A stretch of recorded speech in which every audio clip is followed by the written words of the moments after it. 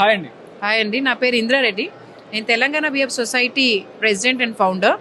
So ఇవాళ Kisan expo organisers తోటి collaborate అయ్యి వారి సహకారంతో ఇంత పెద్ద స్టాల్ని ఏర్పాటు చేశాము. ఇప్పుడు తేనెటీగలు లేకపోతే మానవ మనుగడే ఉండదు. సో మనకి చాలా వరకు రైతులు పాలినేషన్ లేక ఇబ్బంది పడుతున్నారు.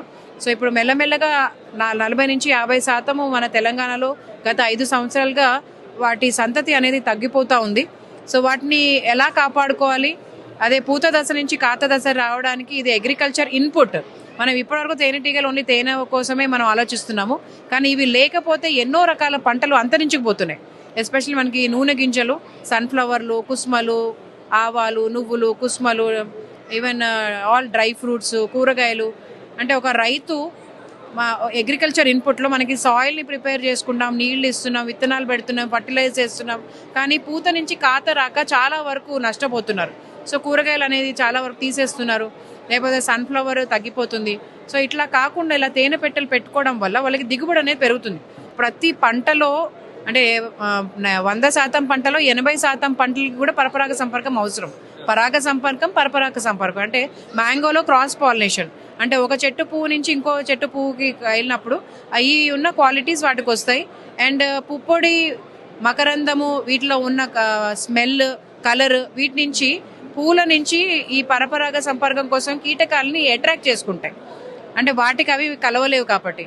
సో ఇవి ఈ దశలో ఉన్నప్పుడు అవి అట్రాక్ట్ అవ్వనప్పుడు ఆ పువ్వు మేల్ నుంచి ఫీమేల్ కలవనప్పుడు పూత నుంచి కాతకు రాదు. సో దిగుబడి ఫార్మర్స్కి రాదు. సో ఇప్పుడు వాటిని అవేర్నెస్ తెచ్చుకొని ఇప్పుడు రెంటల్ పర్పస్లో మన బిహెబ్ సొసైటీ నుంచి బాక్సులు సప్లై చేయడము, MIDH స్కీమ్ కింద బాక్సులు 40% రాయితీలో మనకి బాక్సులు సప్లై చేయడము. అలా ఎవరైనా కొనుక్కోవాలి అనుకున్న వాళ్ళకి కూడా మనం సప్లై చేస్తున్నాం రైతులకి. పాలికల్చర్కి తేనెకి సంబంధం ఏంటి? పాలికల్చర్లో కూడా మనకి ఎంట్రన్స్ దగ్గర అంటే బాక్స్ పెట్టుకోవాలి. అవి లోపలికి బయటకి తిరిగినప్పుడు మనకి పాలినేషన్ అనేది కూడా జరుగుతుంది. లేదు అంటే లోపల ఫ్యాన్లు పెట్టడము, ఏసీలు పెట్టడము ఇలా చేస్తున్నారు. అవి లేకపోవడం వల్ల డ్రోన్స్ తోటి గాలి, లేకపోతే హ్యాండ్ పాలినేషను, లేదు అంటే బబుల్స్ తోటి ఇలా చిన్నపిల్లలు ఆడుకునే ఆ బబుల్ ఒక పువ్వు నుంచి ఒక పువ్వుకి వెళ్ళడము, లేకపోతే పెద్ద పెద్ద ట్రాక్టర్స్కి ఎయిర్ పెట్టడము.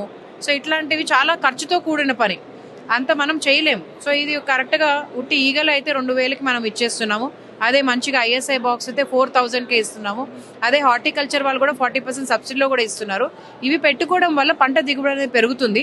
ఎప్పుడైతే ఇలాంటి పంటలు ఉన్నప్పుడు న్యాచురల్గా కూడా బయట తేనెటీగలు అనేవి పెరుగుతాయి. కానీ మనం రియలైజ్ అయ్యి వీటిని ఇలా చెట్ల మీద నుంచి దులపకుండా ప్రతి ఒక్కళ్ళు కూడా ఇలా ఒక పెట్టె పెట్టుకోవడం ఒకటి, అండ్ చెట్ల నుంచి దులపకుండా మనము రైతులకి అవేర్నెస్ చేస్తున్నాం. సో అందుకే